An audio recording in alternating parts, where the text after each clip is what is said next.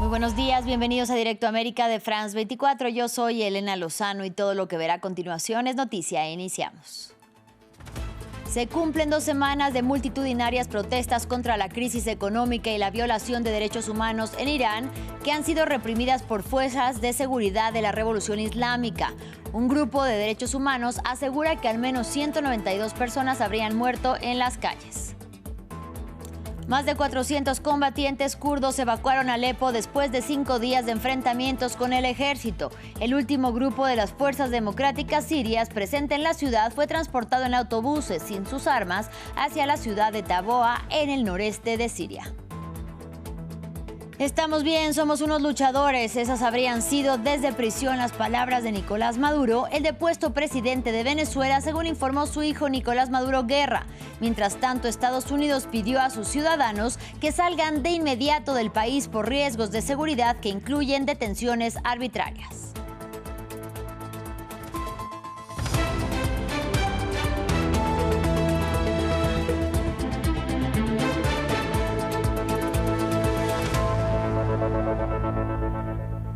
Empezamos en Irán. Al tiempo que las calles de Irán arden y las autoridades reprimen a manifestantes que protestan por la crisis económica y la violación de derechos humanos, el presidente iraní Masoud Pezeshkian acusa a Estados Unidos e Israel de estar detrás de las protestas. En su primera entrevista televisada desde el inicio del estallido social el 28 de diciembre, afirmó que ambos países quieren sembrar el caos y llamó a los ciudadanos a tomar distancia de los que llama alborotadores y terroristas. Escuchemos.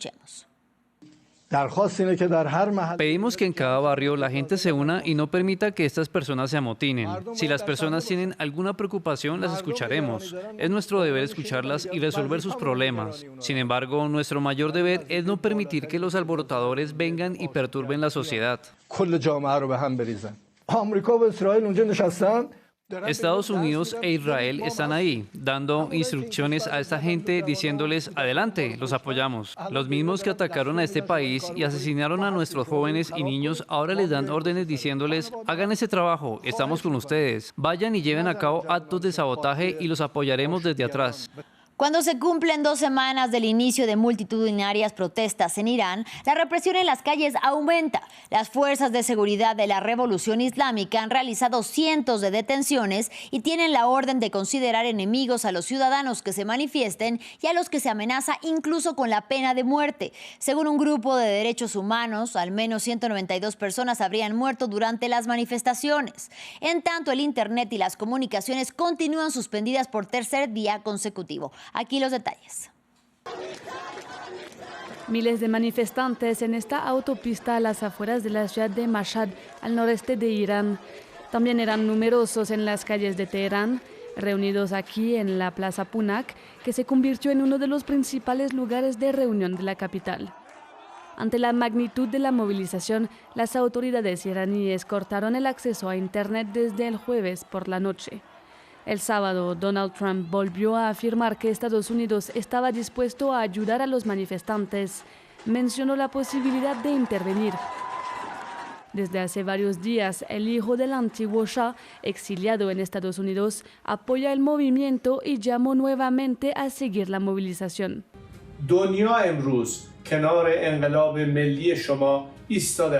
El mundo entero está hoy del lado de su revolución nacional y admira su coraje.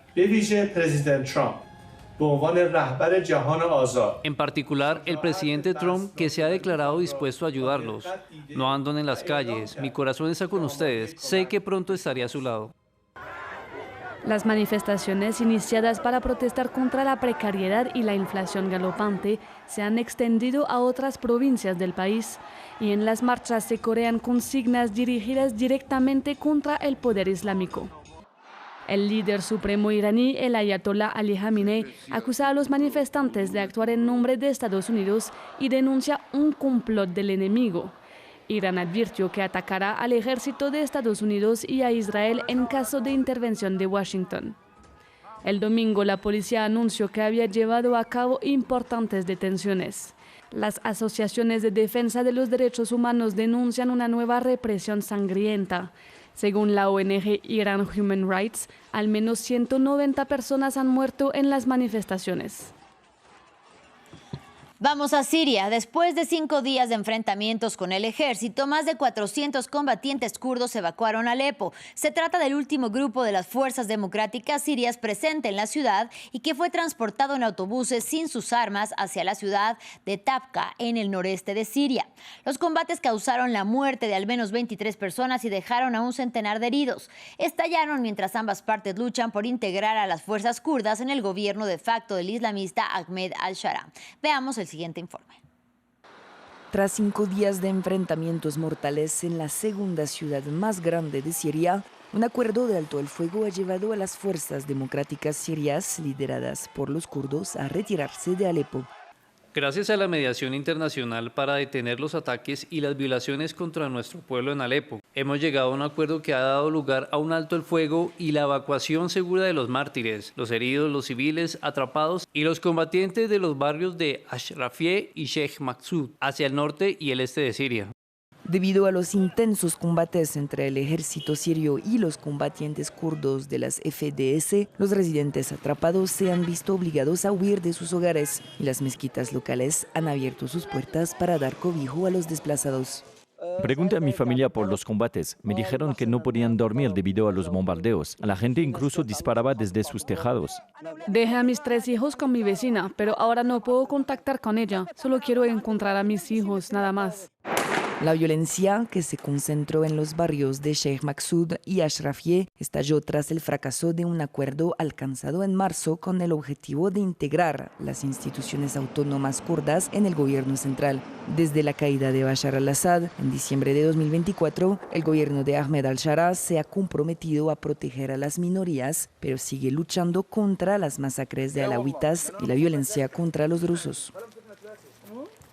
Continuamos en territorio sirio porque Jordania confirmó que participó en los ataques perpetrados el sábado por Estados Unidos contra objetivos del autodenominado Estado Islámico en el país. En un comunicado del ejército jordano, informó que se trató de ataques aéreos de precisión y formaron parte de los esfuerzos regionales e internacionales para combatir al terrorismo. Recordemos que la administración Trump encabezó la ofensiva en respuesta a la muerte de 3 estadounidenses en diciembre pasado en un atentado que supuestamente fue protagonizado por el grupo yihadista en la ciudad de Palmira. Y este domingo, Donald Trump volvió a amenazar a Cuba en su red social Truth Social. El presidente estadounidense afirma que no habrá más petróleo ni tampoco dinero para Cuba desde Venezuela y sugiere al gobierno cubano de Miguel Díaz-Canel hacer un acuerdo antes de que sea demasiado tarde. Después de la captura de Nicolás Maduro en Caracas, el mandatario afirmó que pronto caerá el gobierno castrista. Una afirmación que, según fuentes de la agencia Reuters, la CIA pone en duda. Vamos a ver lo que dice precisamente en Truth Social. Y Estados Unidos advirtió que en Venezuela la situación de seguridad sigue siendo inestable y pidió a sus ciudadanos que salgan de inmediato del país por riesgos de seguridad que incluyen, por ejemplo, detenciones arbitrarias y disturbios civiles. Mientras tanto, el depuesto presidente venezolano Nicolás Maduro habría mandado un mensaje: estamos bien, somos unos luchadores. Escuchemos a su hijo Nicolás Maduro Guerra. Los abogados nos han dicho que está fuerte, que no estemos tristes. Dijo que no estén tristes, que nosotros estamos bien. Somos unos luchadores. Dijo Nicolás, yo soy un luchador. Un hombre que no pudieron vencer por ninguna vía, tuvieron que usar una fuerza desproporcionada. Pero no lo vencieron, no lo vencieron. Él está fuerte. Y nosotros tenemos que estar fuertes, pues no estamos quebrados. Y el sábado se cumplió una semana del operativo militar de Estados Unidos en Venezuela que terminó con la captura de Nicolás Maduro y de su esposa Cilia Flores. Ambos permanecen detenidos en una cárcel de Nueva York, acusados por delitos de narcotráfico, terrorismo y armas. En tanto, en Venezuela continúa la polarización. Unos exigen la excarcelación de los líderes chavistas y otros la liberación de los opositores políticos detenidos. Según denunció el Comité por la Libertad de los Presos Políticos, un policía acusado de traición a la patria habría muerto bajo custodia del Estado venezolano. Martín Gripo tiene los detalles.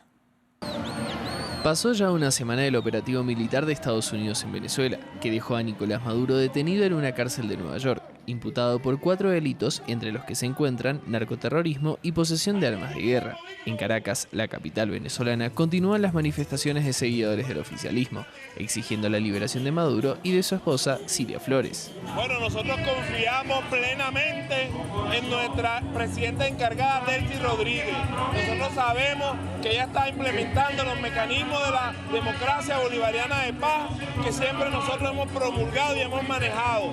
Nosotros apoyamos las decisiones que tome la presidenta encargada, Delcy Rodríguez, en cuanto a este tema. El ataque del sábado 3 de enero, que dejó decenas de muertos, según datos extraoficiales, fue condenado por el gobierno encargado de Delcy Rodríguez, quien considera como un secuestro la detención de Maduro. La defensa de la paz de nuestra patria.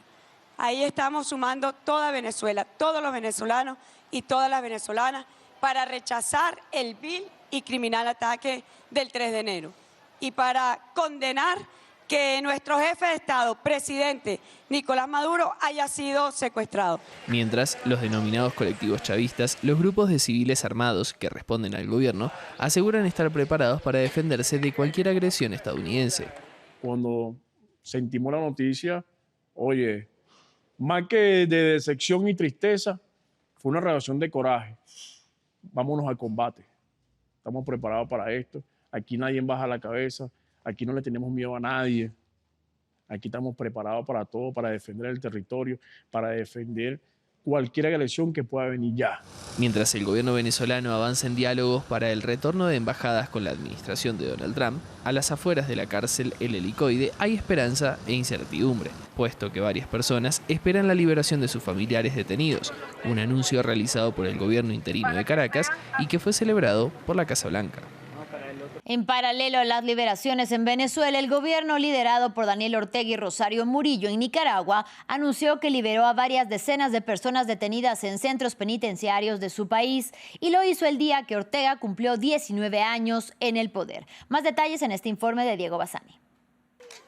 Excarcelaciones en el aniversario número 19 del gobierno Ortega. Este sábado el Ejecutivo informó la liberación de varios ciudadanos, entre ellos algunos presos por cuestiones políticas. Sin olvidarnos de los beneficios legales de convivencia familiar, razón por la cual estamos en este momento aquí.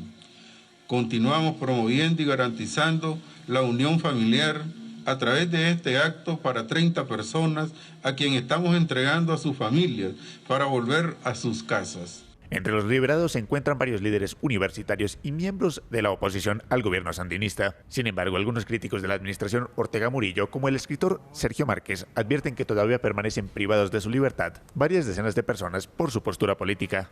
Celebro con alegría y solidaridad la salida de una parte de los prisioneros políticos de las cárceles de la dictadura de Nicaragua, donde nunca debieron haber estado. Todos los restantes deben ser liberados sin excepción. Por otra parte, el anuncio de la liberación llegó luego de que la representación diplomática estadounidense en Managua señalara que en Nicaragua habían más de 60 personas injustamente detenidas. Esto tras recordar que Venezuela, aliado histórico de Daniel Ortega y Rosario Murillo, liberó un gran número de presos políticos como parte de los acuerdos entre la Casa Blanca y la presidenta encargada Delcy Rodríguez. Finalizamos en Estados Unidos, donde la turística isla de Hawái enfrenta una transformación silenciosa. El alto costo de la vida y la gentrificación desplaza a las comunidades locales e impacta en su cultura. Nuestra periodista Luza Medina tiene la historia. Hawái ha cambiado mucho. El lugar de los nativos indígenas sufre una transformación por el impacto del turismo y la gentrificación. Sus habitantes se sienten atrapados entre el alto costo de la vida y el impacto en la cultura.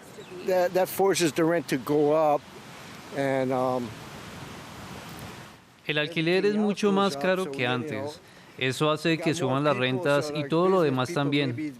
Hay más gente, entonces los negocios empiezan a cobrar por estacionar, por muchas cosas como la comida.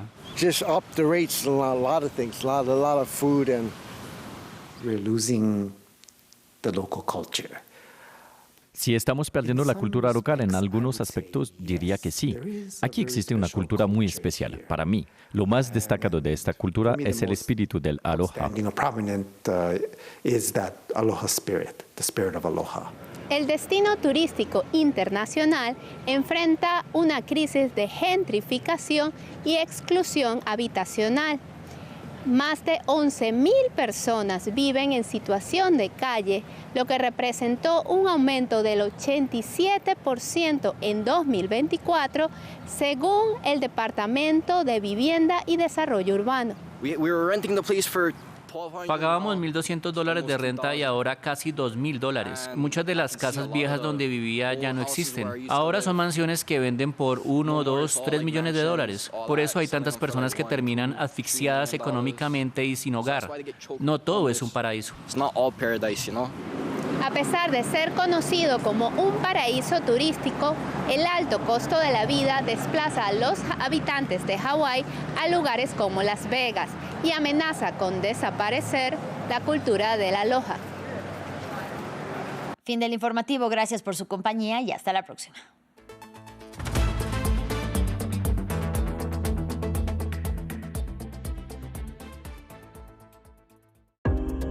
Para comprender mejor el mundo, es indispensable sumergirse en él. De Buenos Aires a Beirut, pasando por Kinshasa, Kiev o Washington, los corresponsales de France 24 están en todas partes. 200 corresponsales que viven cerca de usted. Su misión, informarle en todo el mundo y a cualquier hora del día. Información objetiva, seria, fiable e independiente. Hechos verificados, noticias falsas desenmascaradas. France 24. Estamos aquí, estamos allí y allá para informarle.